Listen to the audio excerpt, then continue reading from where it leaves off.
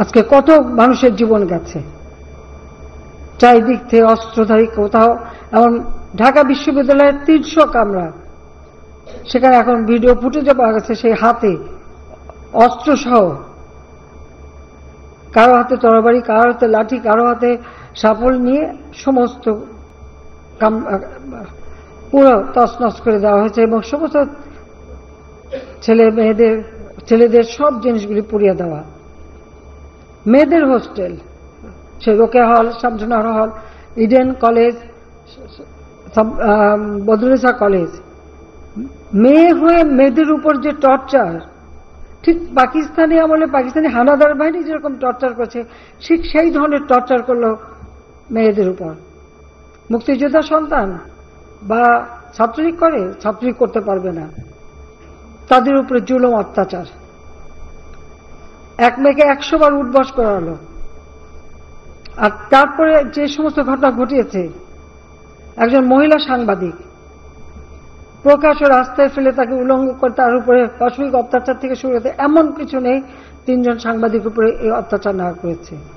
এবং এদের হাত থেকে সাংবাদিক রেহাই পায়নি, সাংবাদিক হত্যা করেছে, সাংবাদিককে মারধর করেছে, আর সাধারণ মানুষ, ছাত্র, যুব, আওয়ামী লীগের নেতা কর্মী থেকে শুরু করে কেউই তো রেহাই পায়নি। আজকে যে প্রাণহানিগুলি ঘটল, যেখানে দাবি শতভাগ মেনে নেওয়া হয়ে গেছে, সেখানে এই আন্দোলন চালিয়ে যাওয়ার কি যৌক্তিকতা আছে? কার স্বার্থে? কেন? আর সেই সাথে সাথে পুলিশ হত্যা করে, শুধু হত্যা না, কিরকম বিভৎস দৃশ্য আপনারা দেখেন, যে হত্যা করে তাকে ঝুলিয়ে রাখা হলো, পা বেঁধে উপর দিকে মাথা নিচু করে।